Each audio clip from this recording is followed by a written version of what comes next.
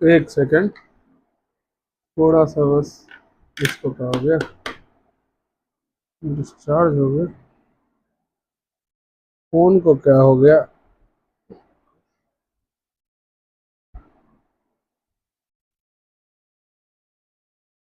ले, इसका चार्ज खत्म हो गया।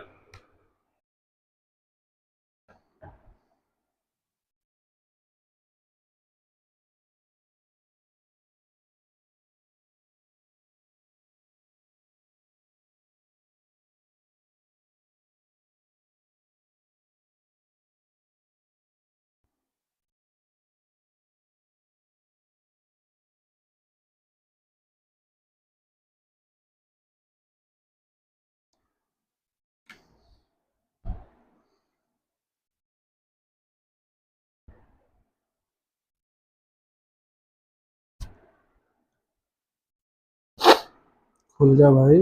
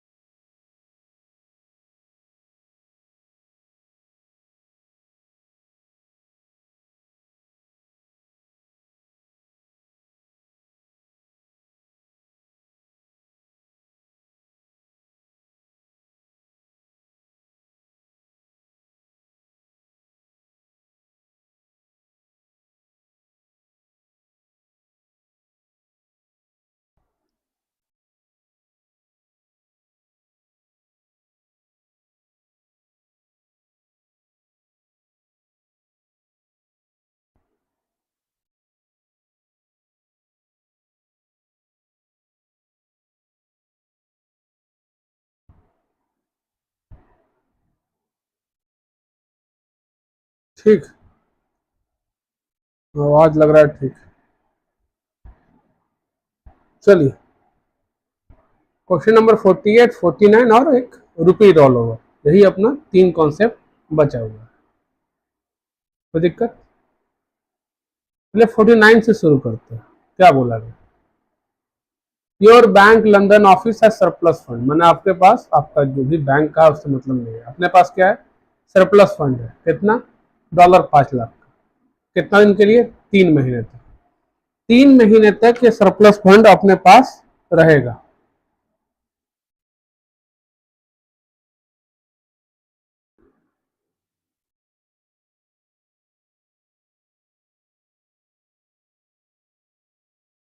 ठीक है।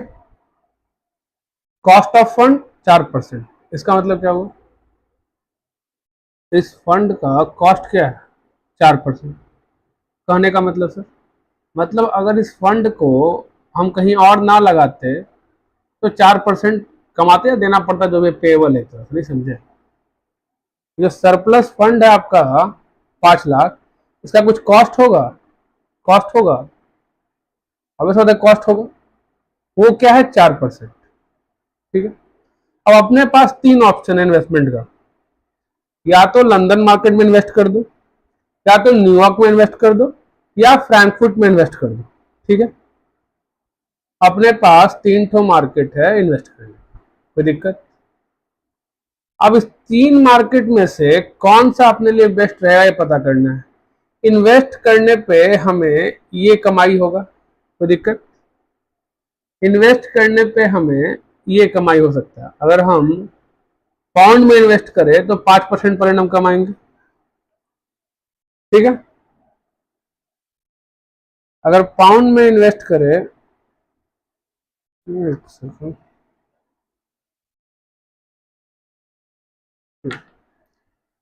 अगर डॉलर में इन्वेस्ट करें तो 8% कमाएंगे, और अगर फ्रैंकफर्ट में इन्वेस्ट करें तो 3% कमाएंगे। तो ऑब्वियस सा बात है, लंदन में इन्वेस्ट करने के लिए पहले इसको पाउंड में कन्वर्ट करना होगा। क्या समझे? न्यूयॉर्क में इन्वेस्ट करने के लिए, न्यूयॉर्क में इन्वेस्ट करने से तो कन्वर्ट करने का जरूरत ही नहीं है। आया समझ में? लेकिन फ्रैंकफर्ट में इन्वेस्ट करने के लिए फिर फ्रैंकफर्ट में कन्वर्ट करना होगा, जो भी करेंसी हो फ्रैंकफर्ट का, यूरो ही होगा। फ्रैंकफर्ट लगता है यूरोप के साइड ही है, यूरोप में ज्यादा यूरो चलता है, तो हम लोग एज्यूम कर लेते हैं यूरो, ऐसे लिखा भी हुआ है यूरो, यूरो ही है। समझ में आ गया? तो सर इस वाले केस में तो कन्वर्ट नहीं करना ना, नहीं, तो पहले सर इसी का आंसर निकाल लेते हैं। पहले डॉलर रिसीव्ड आफ्टर 3 मंथ क्या होगा? तो अगर सर 5 लाख डॉलर लगाएंगे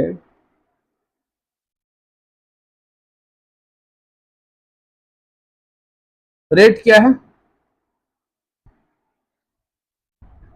सर? न्यूयॉर्क का रेट है 8%। अगर 5 लाख डॉलर लगाएंगे तो बाद में क्या मिलेगा हमको? समझ में आया? तो क्या निकल के आएगा, निकालिए। 0.08 डिवाइड बाई 12 इंटू 3, 0.02 हो गया, plus 1 into 5 lakh. Sir 5,10,000 dollar मिलेगा। कोई डाउट? सर डॉलर पेबल क्या होगा आफ्टर 3 मंथ? कोई कॉस्ट है, उसका कॉस्ट है ना 4%। डॉलर पेबल आफ्टर 3 मंथ क्या होगा, निकालिए। सर 4% था, 4% था ना, तो 4% कितना हो जाएगा? 1 प्लस 0.04 डिवाइड बाई 12 गुने 3, तो 0.04 डिवाइड बाई 12 गुने 3, 0.01 plus 1 into 5 lakh. Sir 5,05,000 dollar. तो गेन क्या हो गया? गेन क्या हो गया? गेन कितना हो गया सर? गेन हुआ dollar 5,10,000 minus dollar 5 lakh,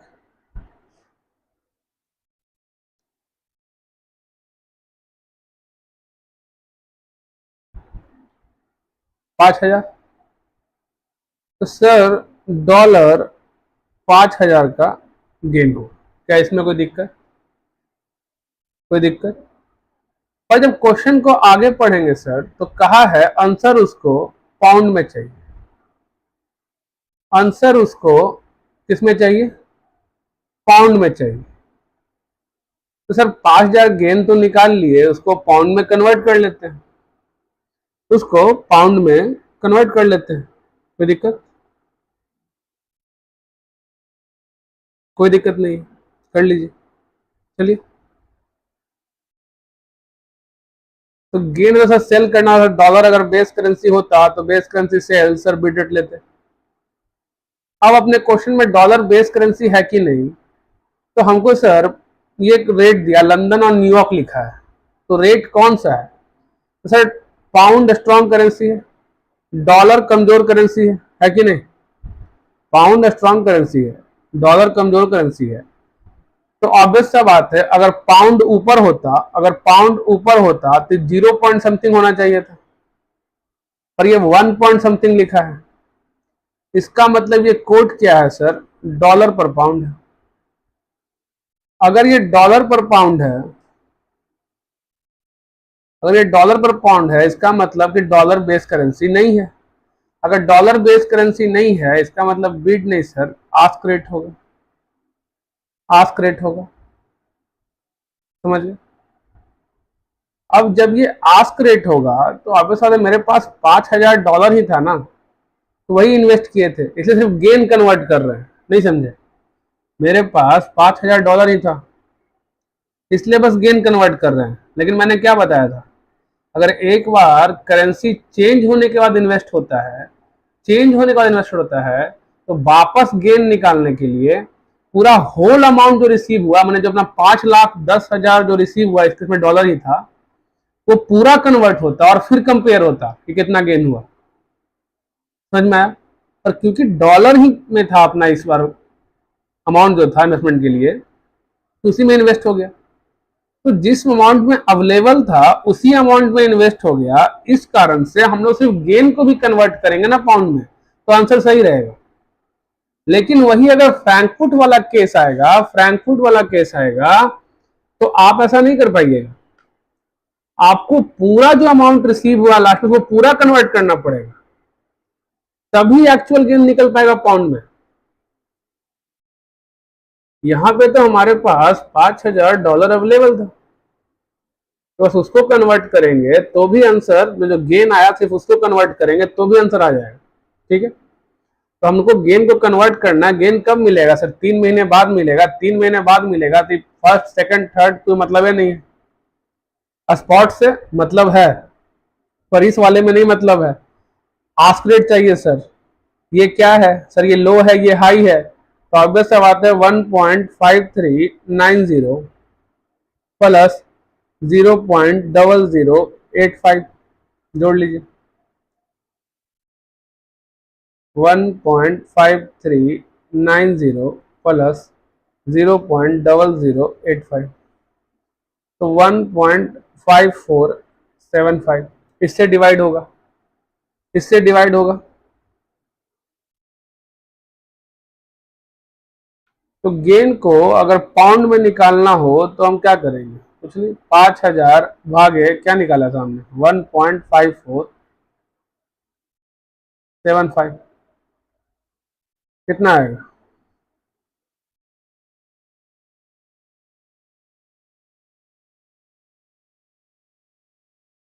sir? Pound 3231, rounding करना है, 3231 पे छोड़ देते हैं। तो पहले वाले केस का तो निकल गया, जो हमारा करेंसी दिया हुआ था उसको इन्वेस्ट किए उसी मार्केट में जहां का वो होम करेंसी था, तो सिर्फ गेन को कन्वर्ट करना होगा। ठीक है, लेकिन अगर एक बार वो करेंसी कन्वर्ट हो गया किसी और करेंसी में, किसी और करेंसी में, तो फिर आंसर अलग तरीके से होगा, बस बशर्ते वो करेंसी मेरा होम करेंसी ना। नहीं समझे? दो चीज कॉन्सेप्ट समझिएगा इन्वेस्टमेंट में। जब भी आप इन्वेस्ट कर रहे हो और फॉरेन करेंसी का बात हो, तो अगर मेरे पास फॉरेन करेंसी अपना कहाँ था, यूके में था, तो अपने पास पाउंड होना चाहिए। लेकिन अगर पहले से अगर फॉरेन करेंसी अवेलेबल है जो कि डॉलर था, तो सिर्फ गेन को कन्वर्ट करेंगे तो आंसर आ जाएगा। ठीक है, अपने करेंसी में।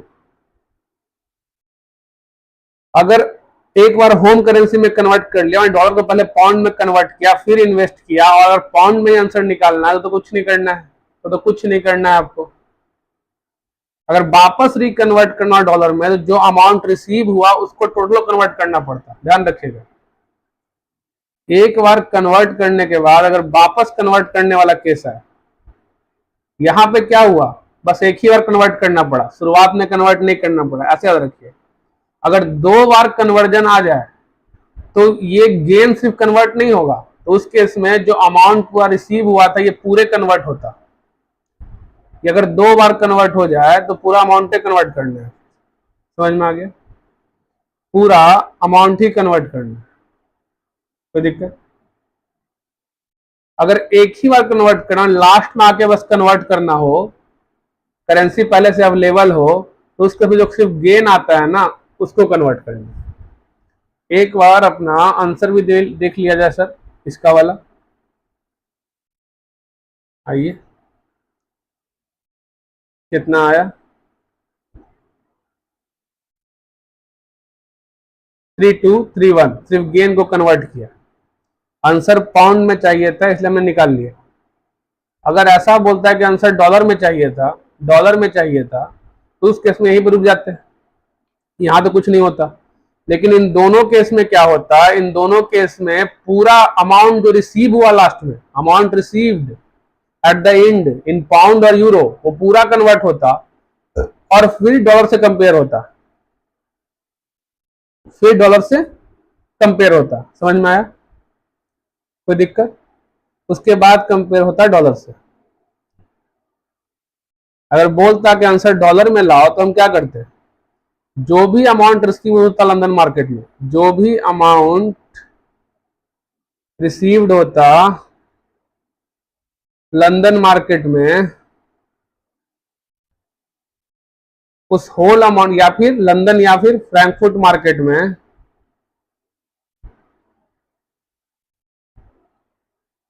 उस होल अमाउंट को कन्वर्ट करते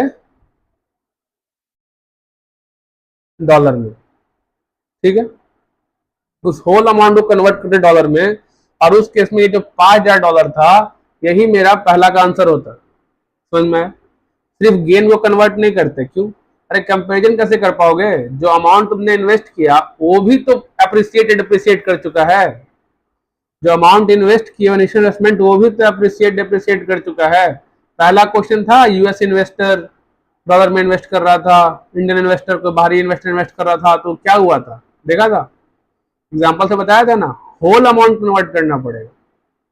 तो जो करेंसी अवेलेबल है उसके लिए तो गेन को सिर्फ कन्वर्ट करो, आंसर मिल जाएगा। ताकि आंसर पाउंड में मांगा है, अगर आंसर पाउंड में नहीं मांगता तो बस $5,000 पे हम लोग रुक जाते, $5,000 पे ही रुक जाते। ठीक है, अगर आंसर डॉलर में मांगता तो चाहे यहां का अमाउंट हो चाहे यहां का अमाउंट हो फ्रैंकफर्ट का, वो होल अमाउंट जो रिसीव होता साल खत्म 3 महीना खत्म होने के बाद, उस होल अमाउंट को कन्वर्ट करते और फिर डॉलर 5,05,000 से कंपेयर करते, फिर डॉलर 5,05,000 से कंपेयर करते।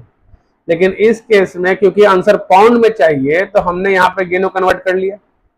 अब आते हैं लंदन मार्केट में, वहां पे कैसे आंसर होगा? आंसर पाउंड में चाहिए तो वहां सर कुछ करेंगे ही नहीं, वहां कुछ करना ही नहीं है सर, आंसर बस पाउंड में चाहिए। आइए निकालते हैं आंसर लंदन मार्केट में कैसे निकलेगा। लंदन मार्केट में कैसे निकलेगा? तो लंदन मार्केट में पहले इन्वेस्ट करने के लिए पाउंड चाहिए, तो पहले फर्स्ट हमको क्या करना पड़ेगा? Convert dollar 5,00,000 into pound at the rate, कौन सा रेट होगा सर? यहाँ पे डॉलर बेचना होगा हमको, डॉलर को बेचेंगे तब तो पाउंड बनेगा। तो डॉलर अगर बेस करेंसी होता तो बेस करेंसी सेल करना था सर, बिड रेट लेते। क्या डॉलर बेस करेंसी है? नहीं सर, आस्क रेट लेंगे, आस्क रेट लेंगे। अगर हम लोग आस्क रेट लेंगे तो क्लियरली हमको पता सर डॉलर पर पाउंड है और आज ही कन्वर्ट करना होगा ना, तब ना आज इन्वेस्ट करेंगे। अगर आज ही कन्वर्ट करना है तो हम देख सकते हैं कि आस्क रेट क्या है, 1.5390, 1.5390। तो दिक्कत, चलिए कन्वर्ट कर देते हैं, कितना पाउंड आएगा? डिवाइड कर दीजिए 5,00,000 को।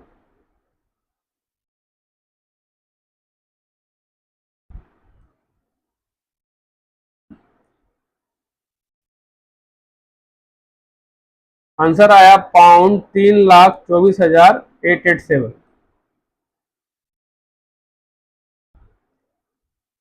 कितना पाउंड मेरे पास रहेगा? अब इस पाउंड को अगर हम इन्वेस्ट करेंगे तो पाउंड रिसीव्ड आफ्टर 3 मंथ कितना हो जाएगा सर? 3, 24, 8, 8, 7, 1 प्लस इन्वेस्टमेंट रेट क्या है? पाउंड का इन्वेस्टमेंट रेट क्या है? 5%। लिख लीजिए 0.05 भागे 12 गुने 3, कितना आएगा?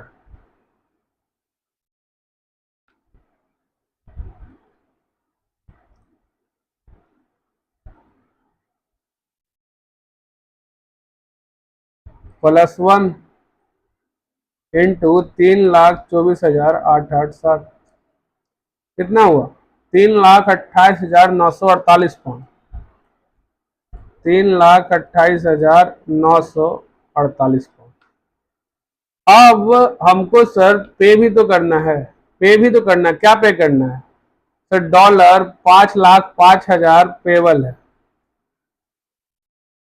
ठीक है।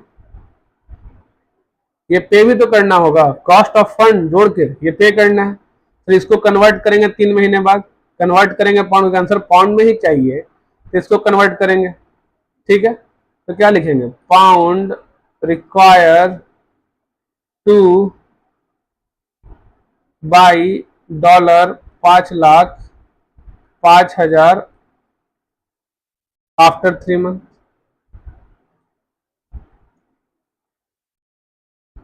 या फिर लिख सकते हैं पाउंड रिक्वायर्ड टू पे $5,05,000 आफ्टर 3 मंथ। कितना पाउंड लग जाएगा बताइए सर? अगर डॉलर बेस करेंसी होता तो सर बाई करना है तो आस्क रेट होता है, डॉलर बेस करेंसी है नहीं सर, तो आस्क नहीं बिड होगा। सर बिड रेट क्या दिया हुआ है जरा देखिए 3 महीने बाद का, 3 महीने बाद का बिड रेट क्या दिया हुआ है सर? 1.5350 प्लस 0.80,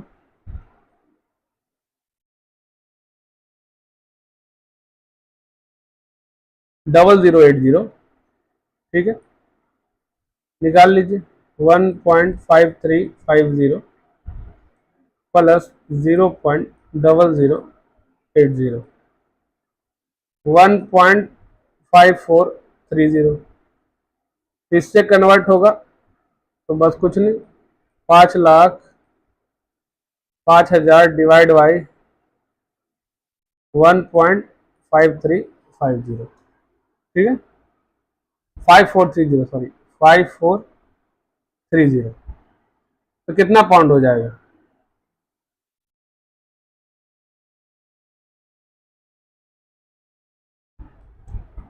$5,05,000 भागे 1.5430,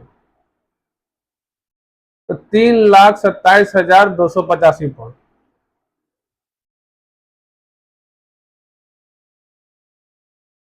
तो यहाँ पे गेन या लॉस कितना हुआ? तो बहुत सिंपल है सर, 328 मिलेगा, 327 पे करेंगे, निकाल लेते हैं सर, माइनस कर देते हैं बस।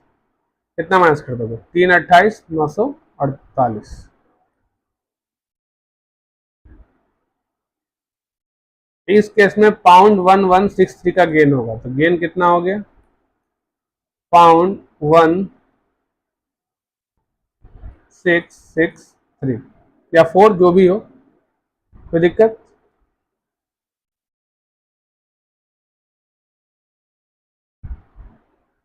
ये 1162 लिया है तो हम लोग ये 1162 ले लेते हैं, क्या दिक्कत? राउंडिंग का बस गेम है, इसे ऊपर नीचे हो जाता है कभी कभी। 62 ले लो, कोई दिक्कत नहीं है, 63 लो, कोई दिक्कत नहीं। अब सर लास्ट वाला है, वो क्या कहा? वो कहा investment in Frankfurt.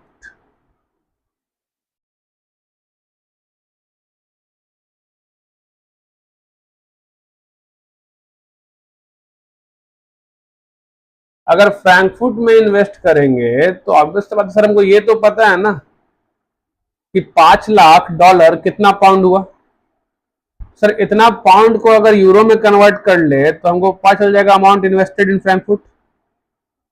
Amount invested in Frankfurt निकालने का ये तरीका क्या है सर? हमको पाउंड पता है, $5,00,000 equals to how much pound sir? 3,24,887 pound.